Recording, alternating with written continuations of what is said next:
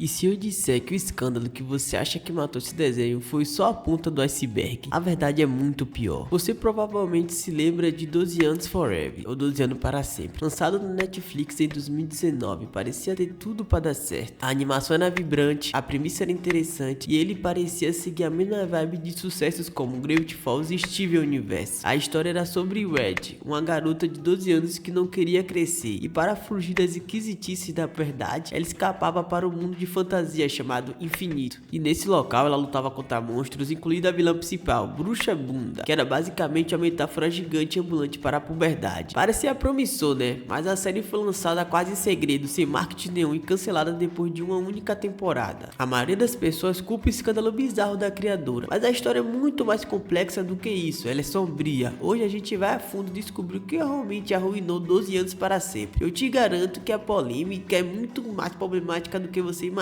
Estamos com mais uns criadores nojentos.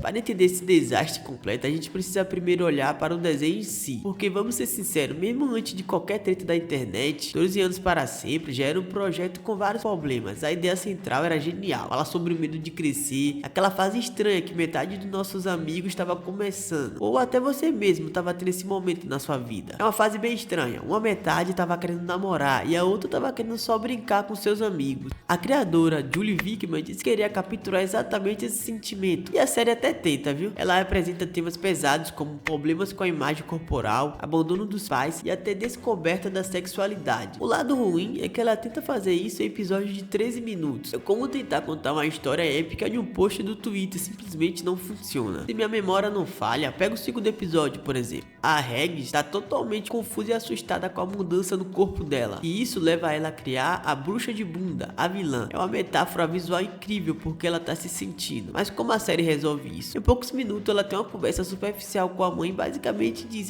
relaxa, é apenas sua juventude. E pronto, acabou, sendo um impacto. O conflito acaba ali. A série desafia a protagonista a enfrentar seus medos. Ela basicamente dá um tapinha nas costas dela e diz: quer fugir é tudo bem, então bora fugir dos nossos problemas. E esse padrão se repete. O desenho joga um problema complexo na sua cara e depois oferece uma solução que tem a profundidade de um pires. É uma imaturidade criativa que acaba sabotando a própria mensagem que ela queria passar. E eu não queria nem falar sobre os personagens. A química entre o trio principal é quase zero. Eles parecem mais um conjunto clichê do que amigos de verdade. E a maior culpa disso é a própria protagonista, a Rex. Olha, eu entendo que ela tem 12 anos e era pra ela ser meio egoísta e impulsiva, mas simplesmente ela é assim do primeiro ao último episódio. Ela não aprende, ela não evolui, ela é constantemente mimada e egocêntrica. E honestamente, ela é muito chata. E isso destrói completamente a premissa do desenho. Como a gente vai torcer por um personagem que quer fugir da realidade se a gente nem gosta dela? O que chama de Ilha do Infinito, o Mundo do Infinito, que deveria ser um refúgio, na verdade só piora as coisas. Todos os habitantes de lá praticamente idolatram a Regis, passando a mão na cabeça dela, dizendo que todas as atitudes egoístas dela são incríveis, e isso impede qualquer tipo de crescimento. Enquanto isso, os personagens com potencial de verdade são deixados de lado. O Todd é de longe o melhor personagem desse desenho. Ele tem uma história de fundo real. O pai dele é um cara irresponsável e o Todd tem que cuidar das suas irmãs mais novas. A gente entende porque ele quer escapar para o mundo de fantasia, e a gente sente a dor dele. E já a Esther, coitada da Esther, ela tem uma história que poderia ser super interessante. Os pais dela são ausentes, colocam uma pressão enorme nela para ser perfeita na escola, mas tudo isso é de uma fala expositiva, como se ela tivesse lido a própria biografia no Wikipedia. E a gente nunca vê a casa dela, nunca sente o drama dela. É a Bruxa de Bunda, a vilã que todo mundo amou, com a voz incrível da Matthew Perry. Ela mal aparece, ela tem uns 14 minutos de tela na temporada inteira. Imagina que legal seria a Esther sentindo falta de uma figura materna e acabasse se aliando à Bruxa de Bunda. Daria um arco de personagem incrível, mas não, a série prefere focar na Regis sendo a Regis, né? E pra acabar com tudo, temos também a Ilha do Infinito, ou Mundo do Infinito, chame como quiser. É um mundo de fantasia pra onde você precisa escapar, e no mínimo precisa ser legal, né? Pensa em Gravity Falls, como seus mistérios e sua floresta esquisita. Pensa também no mundo de Steven Universe, são locais que a gente quer explorar. O infinito, por outro lado, é descrito como um lugar horripilante, um carro de barulho e cores sem pé nem cabeça. De fato, é tão perturbador que quando a Regis ela leva uma criancinha pra lá, a criança fica traumatizada. Isso é bizarro. Não é um mundo que convida a gente a entrar, é um reflexo da mente caótica e irritante da protagonista. E ele não funciona como escapismo, é literalmente um pesadelo ambulante. Tá, Felizinho, você já falou sobre as falhas do desenho, eu já entendi que ele é um desenho meia boca, mas o que realmente destruiu a reputação desse desenho? O que transformou 12 anos para sempre em sinônimo de problemático, em coisa ruim? E eu os apresento o que foi mais bizarro nessa história: o escândalo da criadora Julia Wickman. E como já tá na série do meu canal Criador de Nojento, a coisa fica feia de verdade, porque aqui só tem gente criminosa. O estopim foi um post do Tumblr que ela escreveu em 2010, quando ela tinha uns 25 anos. Um post, ela descrevia com detalhes a paixonite que sentiu por um garoto emo de 14 anos. Um garoto que tinha cabelo preto e comprido, que ela viu em um parque de diversões. E fica muito mais pior. Ela conta que ela, junto com a amiga, seguiram um garoto para tirar fotos escondidas e que ficou fantasiando em falar com ele se a mãe dele não estivesse ali por perto. E isso já é bizarro o suficiente, né? Mas fica pior, fica muito pior. Ainda não o suficiente, ela marcou esse post, ela mesma, né, com a hashtag de Bedo, que é uma abreviação de eu não preciso nem falar, né? E quando isso veio à tona, quase uma década depois, a internet explodiu. E com razão, não era só uma piada de mau gosto, era uma adulta descrevendo um comportamento predatório com um menor de idade. Agora um disclaimer rapidinho, eu sei que muitas pessoas acham isso legal, né? Um comportamento de ai meu Deus, eu tô pegando a milf, mas isso é muito problemático. Isso só acontece porque os jovens são viciados em pornografia. E normalmente em pornografia, quando a pessoa tá muito maluquinha na cabeça da pornografia, ela acha esse tipo de atitude legal. Isso é o reflexo da pornografia. E se rotulando com a pior acusação possível. A resposta dela só piorou tudo. 2 meses depois do lançamento do desenho, ela postou um pedido de desculpa no Twitter, que é um exemplo clássico de como não se pedir desculpa. E ela simplesmente disse: eu fiz um monte de piadas uma década atrás, não quis ofender ninguém. Elas eram idiotas e não envelheceram bem. Eu não sou a pessoa que era 10 anos atrás, sinto muito. Como diria meu amigo estripador, vamos por partes. Primeiro, ela minimiza tudo chamando de piadas. Segundo, ela usa a clássica desculpa: eu não quis ofender ninguém, que joga a culpa em quem se sentiu ofendido. Segundo, ela usa a clássica desculpa de não quis ofender ninguém, que joga a culpa em quem se sentiu ofendido, não nela, né? E terceiro, que é a pior parte pra mim, ela afirma que mudou, mas não dá nenhuma prova disso, não reconhece que fez de errado. Uma resposta que demonstrou zero responsabilidade. E de fato, o problema não é nem errar, o problema é você errar e não falar que errou. Significa que você só tá falando que se desculpou porque você não quer sofrer as consequências. Isso é pior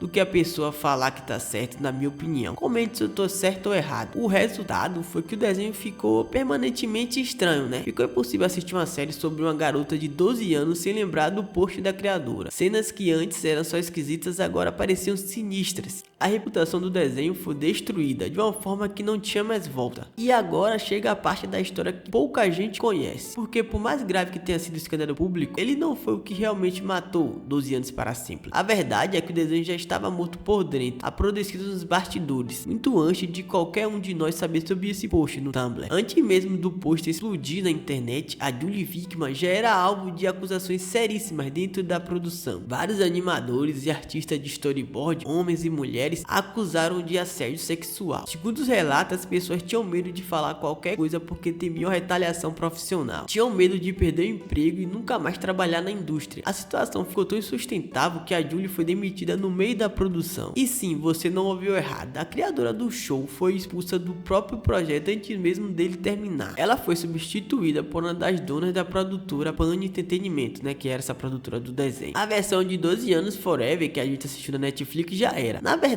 foi uma operação bem estranha, a operação de resgatar um navio que já havia afundado, o Titanic já estava lá no fundo. Mas a demissão dela foi só o começo de uma guerra corporativa que selou o destino da série para sempre. A empresa de gerenciamento que contratou a Julia ficou com medo de ser responsabilizada legalmente pelo comportamento dela. E você deve estar se perguntando o que eles fizeram. Eles processaram a produtora, a Pan Entretenimento. Uma manobra legal para dizer: olha, a culpa não é nossa, a gente só contratou ela. Quem tinha que vigiar era a produtora. Isso simplesmente transformou 12 anos para sempre em um ativo tóxico. Ninguém mais queria se envolver com um projeto que estava no meio de uma briga judicial entre a produtora e a própria empresa de gerenciamento. Foi a sentença de morte financeira e legal da série. E como se não bastasse, a própria produtora Pan Entretenimento estava explodindo. Além de ser processada e acusada de não ter feito nada sobre as denúncias contra Julie, um dos produtores da empresa, o famoso apresentador Chris Hardwick, também foi acusado de abuso na mesma época. Era uma tempestade perfeita, a empresa estava sendo atacada por todos os lados e apodrecendo por dentro. O resultado: no início de 2019, a Pan Entretenimento simplesmente desapareceu. A empresa foi varrida da internet sem nenhuma explicação oficial. Ela faliu e levou 12 anos para sempre junto com ela num túmulo. E em resumo, não foi só um post no Tumblr, foi uma cascata de desastres. Primeiro, tínhamos um desenho que criativamente já era falho, não conseguia entregar o que prometia. Segundo, tínhamos uma criadora com histórico público extremamente perturbador. E terceiro, essa mesma criadora estava sendo acusada de assédio nos bastidores, o que levou a sua própria demissão. Quarto, essa demissão causou uma guerra legal que tornou o projeto inviável. Quinto, a produtora por trás de tudo entrou em colapso total. É quase um milagre que o desenho tenha sequer sido lançado. No final das contas, as consequências foram sentidas por todos, mas de forma diferente. A Julie sumiu da indústria de animação. Os artistas que teriam sido vítimas se distanciaram completamente do projeto, apagando qualquer menção a ele do seu portfólio. Já a Pan Entretenimento deixou de existir. Já outras empresas maiores, como aquela que contratou a Julie, se protegeu legalmente e continuou operando normalmente. Isso é reflexão para a gente pensar no final do dia. Quem tem mais poder e dinheiro geralmente sobrevive. A história de 12 Forever, né, que o pai aqui fala inglês, né, é uma lição sobre imaturidade. A imaturidade criativa de um show que não soube lidar com seus próprios temas. A imaturidade pessoal e profissional de uma criadora cujas ações, tanto públicas quanto privadas, destruíram seu próprio sonho. E a hipocrisia de uma indústria onde as pessoas que assinam cartas abertas contra o assédio podem estar ao mesmo tempo no centro de um ambiente de trabalho tóxico. Se você chegou aqui, você gosta do meu conteúdo e o membro tá, acho que é R$5, baratinho. Se tiver ruim pra você, comente que eu posso deixar o mais barato possível. Lá tem vídeos exclusivos, vai ter live exclusiva já, mas tem uns 5 vídeos exclusivos onde eu vou falar sobre tema como jogos. Tem um vídeo sobre um jogo muito bom, acho que é 3 jogos. Tem outros vídeos, também os membros, ele tem vídeos antes. Assim que eu tiver lançado o vídeo, eu deixo pros membros já, você assiste lá de boa. Se você gosta dessa série, né, Criadores Nojentos, deixa um like e comenta muito para o YouTube divulgar. No final desse vídeo aqui, eu vou deixar o último vídeo que eu lancei sobre Criadores Nojentos, que é sobre Hans Stimp. O criador dele acabou com esse desenho. Ative o Seja Membro, R$5 para vários temas que eu vou falar sobre jogo, outros temas que eu não falo aqui, até Pokémon. Talvez eu fale sobre Pokémon, tô jogando muito. E se tiver muito caro, você comenta aí que eu vou botar um preço de R$1, Vocês escolhem, só para poder me ajudar financeiramente, que o pai também tá barreado aqui. Obrigado por tudo, deixe seu like, tchau e fui.